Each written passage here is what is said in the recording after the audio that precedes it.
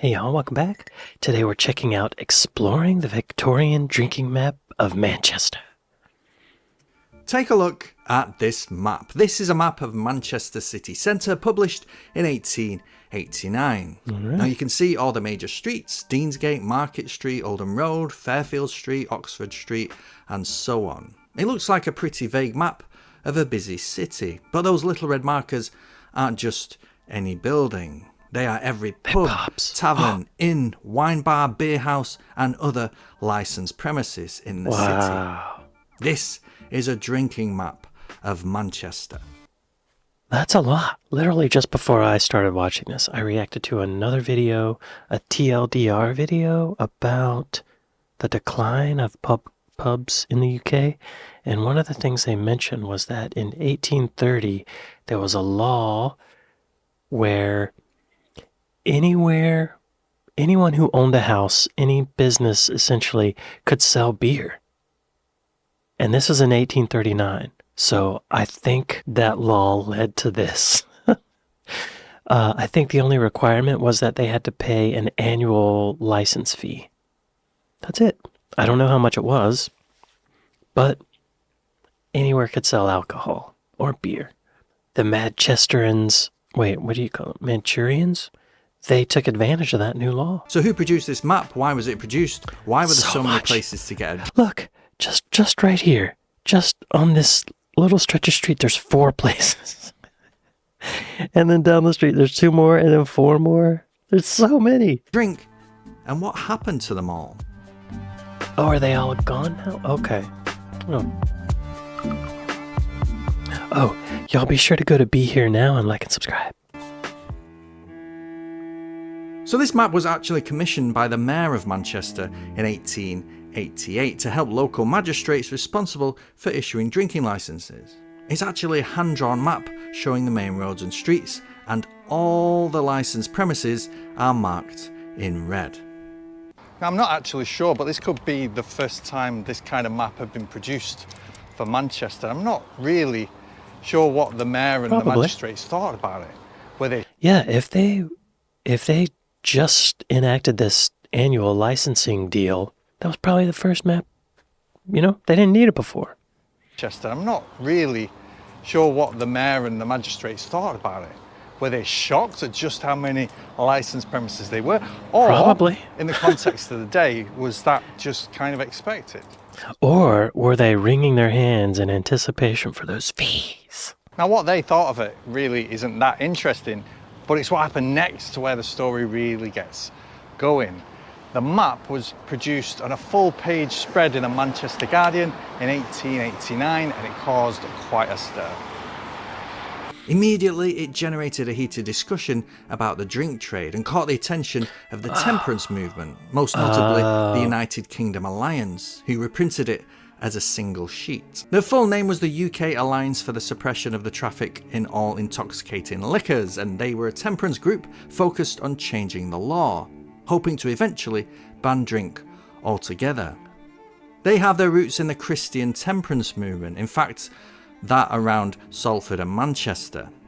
Salford's first MP, Joseph Brotherton, was present at the meeting when it was formed back in 1852. This was an organisation hoping to do away with drinking. To them, it was the source of great evil: violence, robbery, lust, deviance, and to a certain extent, a distraction from living a God-fearing life. Hey, they weren't wrong, you know? It's also a carcinogen, but a lot of fun. To the Alliance, this map must have been mortifying. Seeing this sea of red dots and marks must have both reaffirmed their belief that people were too reliant on booze, and also made the task simply overwhelming. In 1888, the total number of licensed premises in Manchester was 2,585. Nice. It splits up the alcohol sellers into 6 categories. Beer houses are indicated by circles. Places selling beer and wine are this L shape. Places selling sweets, which is an old-fashioned term for British wines, are O's. Licensed grocers are square marks. Other licensed food premises are triangles, and others such as wholesalers are X's. Okay. These are not all pubs. Some of them are grocery stores, restaurants, other places. Okay. Still. Now, there are some interesting trends to note. First, in the city centre, such as around Piccadilly and off Deansgate, there are a lot of L's, X's and triangles. Not so many circles. Wait, what was the L again? There are a lot of L's. What's the L? Beer and wine on the premises, y'all. There's beer and wine on the... Licensed grocers are square marks. Other licensed food premises are triangles. And others, such as wholesalers, are X's. Okay. Now, there are some interesting trends to note. First, in the city centre, such as around Piccadilly and off Deansgate, there are a lot of L's, X's and triangles. Not so many circles. So plenty of food places and wholesalers, but not so many beer houses. Okay. Two of these marks down here, by the way, will be the old Wellington and Sinclair's Oyster Bar, which we've looked at before. Yeah, y'all, I reacted to that video. They moved that whole building. As you move away from the city centre though, nearly all the marks become circles, such as up here in Collyhurst. Apart from the more affluent gated communities of Manchester's middle class, of course, such as Victoria Park here. Wait, what are the circles again? I'm sorry. Beer to be consumed on the premises. Okay, those are pubs. Okay. Become circles, such as up here in Collyhurst. Apart from the more affluent gated communities of Manchester's middle class, of course, such as Victoria Park here, where there are hardly any licensed premises at all. I don't know, that looks like a lot to me. How many pubs are there? 1, 2, 3, 4, 5, 6, 7, 8, 9, 10, 11, 12, 13. It seems like enough. Doesn't it? It seems like enough. No wonder they're closing. There's so many places to buy a pint. Where there are hardly any licensed premises at all. But then we come to this. The area immediately south of the city centre is almost completely covered in red. This is Hulme, and there's also a lot over here too in Chorlton on Medlock. Now technically, this is a district in Manchester, not a separate town. But at the start of the 20th century, it was so densely populated that had it been a town, it would have been one of the most populous in the country. The sea of red marks is simply staggering. Alcohol was flowing through Hulme like a river, and people were drinking it as if it was their full-time job. In some cases, there wasn't just a pub on every street, but 2, 3, 4, or even more. That's amazing. Yeah, how do they stay in business? I mean, the last video I watched was about how so many pubs are closing. Now when I'm watching this video, it seems like, yeah, you don't need that many pubs. There's an oversupply of pubs and not enough demand. Maybe it's okay that some of them are closing. Is that bad to say? I don't like to say that, but you know. He has a dog. So this building here dates back to 1908, it says on the stone there. So younger than the map, but it survived the Hulme clearances of the 60s and 70s at least. It's nice to see it's still there. But yeah, so this all begs a question. Why were there so many pubs? Looks like a well, it's an obvious answer really. Going for a drink after work was the social thing to do. It was one of the only forms of entertainment, especially if you're a working class Mancunian. Before the days of electricity, certainly before the days of TVs and radio, which were distractions and entertainment, I suppose. Going to the pub and socialising with people, with friends and neighbours and relatives, was the best thing to do. Yeah, what else was there to do? Read a book? Come on. When I worked at this place in New York, I worked at a recording studio, and oftentimes there were different shifts, but if I got off at 5 o'clock when the office staff got off of work, we would all go to the bar. 5 o'clock rush hour, you know, everybody's getting off work. So the train stations are crowded, the streets are crowded. There's just so many people. So you go to the bar for an hour or two and wait for that to clear out. And it was so much fun. It was so much fun. And it created this family feeling amongst me and my coworkers. A stronger bond with any coworkers that I've ever had. Just from hanging out at the pub or the bar, having some pints. It's better than TV or radio or reading a book. Way better. Right? Way better. And it wasn't just the stereotypical working man going to the pub after a hard day's labour either. Pubs were the social... Oh, look at that. I love seeing modern photos and then an old photo overlay. It's so cool to see that, yo. Let's watch that again. Working man going to the pub after a hard day's labour either. Cool. Pubs were the social places to hang out, to see friends and neighbours, to have union meetings, to talk politics. You have to remember back then that the music of the era, the music of working people, was folk music. Pubs were places people would get up and sing, instruments were played, and dancing broke out. Weddings, wakes, birthdays, how many people, how many celebrations occurred in these places? So much fun. Oh, man. How many lives played out in these old pubs? How many good people, how many bad? How many of the old gangs came? Yeah, so much stuff happened. Just humanity. I want to read these plaques. Charlotte Bront. In 1846, the Reverend Patrick Bronte? Reverend Patrick came to Manchester for a contract operation accompanied by his daughter Charlotte. They took lodging at 59 Boundary Street. It was here that Charlotte began to write her first successful novel, Jane Eyre. I've heard of that. I've never read it, though. Well, see, she even went to the bar. She's not reading books, she's going to the pub. Chris Sievi, Frank Sidebottom, performed his last ever show here. Who's that? Hey, Chris Sievi, Frank Sidebottom. Show me on the internet. Oh, no way.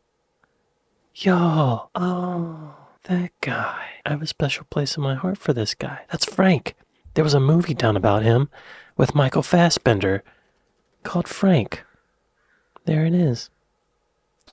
Wow. I don't know how accurate it is to his actual story, but it's a good film. It was his last show was there. Wow. How many good people, how many bad? How many of the old gangs came to some of these pubs?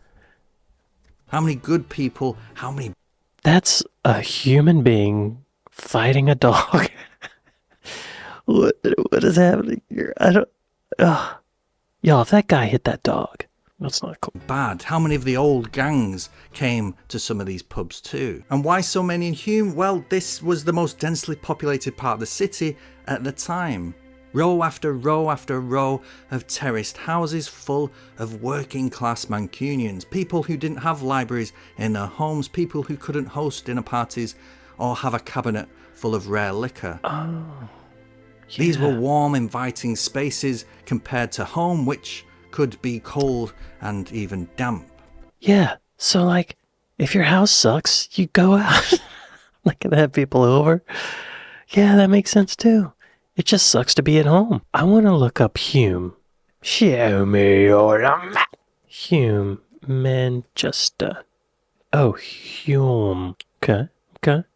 South of Manchester. Yes, he did say that. Okay. Let's look, for pub. Okay. There's still some around. Not nearly as there used to be, though. Wow, that's a big difference. Okay. Drinking was both the best way to be social, the best way to find entertainment, and of course, the cheapest and easiest way to find release from the daily grind. It was also the source of many of the problems the temperance movement kept trying to highlight, especially when it came to things like domestic violence, robbery, and fighting. Alcohol will do that, won't it? Look at his dog!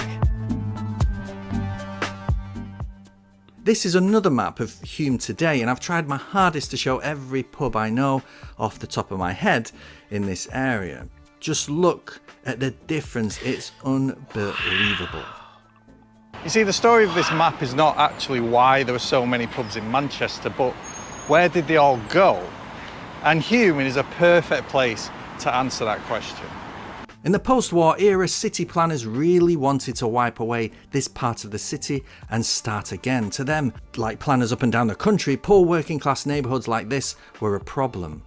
They saw this as the slums, poorly built housing, bad sanitation, no heating or electricity. No heating? That wasn't necessarily the case for all the houses here, but in that post-war era, with good intentions, planners wanted to create working-class neighbourhoods full of good quality housing and more breathing space. Good intentions, And good so intentions. came the clearances of Hulme, the rise of concrete neighbourhoods, and the rearrangement of the entire street pattern. Out went the houses and the old boozers. Planners understood the value of a local pub to a community, and so they set aside places throughout the area where a pub could be. Good. Many of these were the newer flat roof estate pubs that became synonymous with council estates. But the community here and in other places like Collyhurst had changed now. Different people lived here, beautiful. and that sense of neighbourliness had dissipated. By the 1980s, Hulme had become a deprived area once again, forgotten about and for the most part abandoned by those holding the purse strings.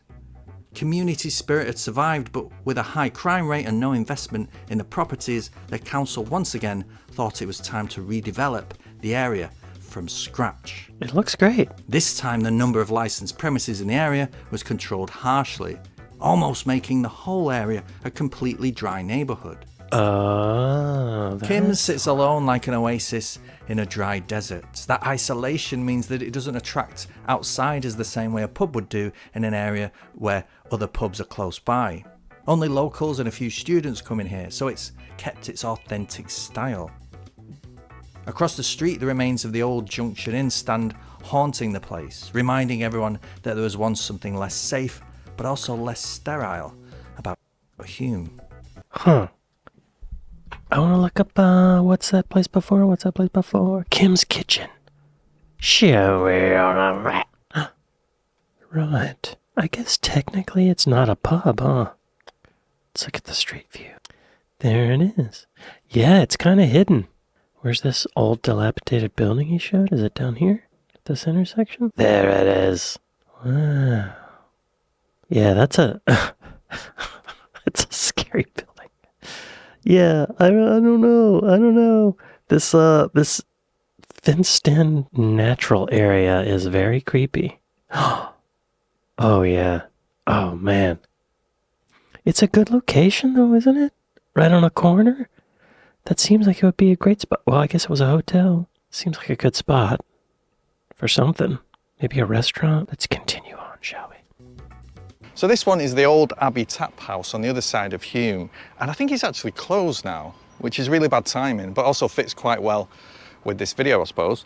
But it has its own place in history because it was here in September 1953 that former heavyweight boxer Len Johnson, turned community activist in this very area, attempted or did successfully challenge the colour bar. So in September 53, him and some of his supporters, some of his friends came in here looking for a drink at the bar. He was refused because of the colour of his skin. Now, like all civil rights actions, this was very predictable.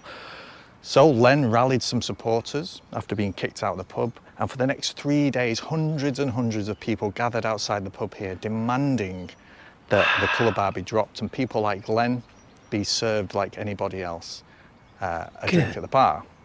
The pub eventually relented. Len was invited in for a drink, even though it was actually mostly teetotal, and the colour bar across Manchester began to fall. So, Nice. a historic pub, and unfortunately, I think now I'm standing outside for the first time, it's closed.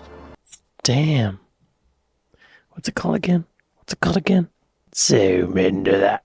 The Old Abbey Tap House. There it is, y'all. Yes, let's look at photos of the inside. Hey, look at that. They got live music going. I rep black forever. My African history, I can't forget. Stand up. Oh wait, is this spoken word I'm poetry? angered, tired of containing my rage, so I'm not classed as a fog to the system they mastered. But it's got to the point that the system... Okay. Oh yeah. Oh, looks like there was an outdoor patio. Hell yeah. Yeah. Man, I'm sorry it closed down. It's a big piece of history.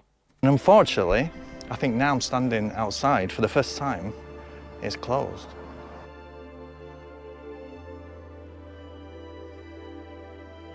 So why did the map go from this to this? Well, we all know the reasons. By the late 20th century, British society had just changed. More people had entertainment at home. Consumerism had redirected wages in other directions. The emphasis on individual freedom had eroded community spirit. With it went our folk music, our unionism, and our feeling of collective pride. That's unfortunate. Yeah, I think that's one thing we kind of always forget about pubs and pub history is like how much a part they played in our culture, like in working class culture. Like not just the music, but how many football teams were formed in and around pubs at the end of the 19th century?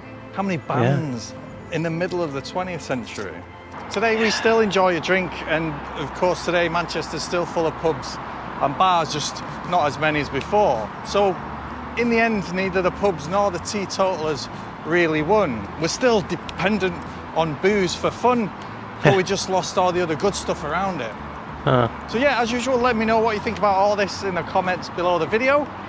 Are pubs today just soulless places people go and watch football on TV and listen to American music playing on their phones at the same time?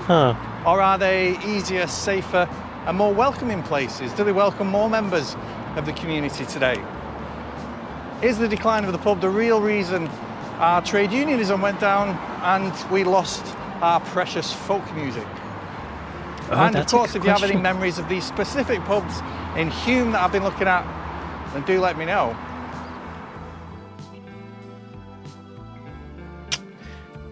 Wow. Y'all be sure to go to Be Here Now and like and subscribe. That's B with 2 E's, like the bug. Are bees insects? I think they are. I hate to see the pubs closing, but Manchester had enough. There were plenty of places to buy it. Plenty. But now, let's back up to full Manchester and just type in pub. See what comes up. That's it? No. There's way more than that. Come on, way more. Google. That can't be it, right? No. Okay, there's more. What's this cluster down here? This little stretch of road looks like the place to party because there's 3 pubs. The Beagle, the Beer House, Mary and Archie. Mary and Archie. That looks like a right pub. Right. Oh, that looks good. Oh, yeah. Oh, yes. Y'all be sure to go to Mary and Archie, right? Wow. Let's check out the Beer House. Nice. All right. There's a beer. They've got a golden retriever. Okay. I guess the Beer House is a good place to get beer, but I feel like Mary and Archie's is a little more aesthetic. What's this? The Beagle. Oh, it's a pizza restaurant. That's not a pop. What's this? Charlton Tap. Pizza oven. Oh, creme brulee? Fire. Yorkshire pudding and Brussels. Oh, that's like a Sunday roast or something. See? Okay. This pub is up in the cuisine. Oh, Charlton Tap. Charlton, not Charlton. Yeah, I guess the pubs need to diversify a little bit. Maybe, I don't know. Yo. Maybe there's enough pubs. I hate to see the pub culture go away because it seems like it generates so much good brotherhood and connections and just good humanity stuff. I mean, there's some bad stuff. People get in fights. People get inebriated and go out of control. But I feel like for the most part, it helps people connect. It's good for the neighborhood. Well, y'all, I'd like to thank my patrons. I'd like to thank my Buy Me a Coffee folks. Thank y'all for watching this with me. And I'll see you next time. Later.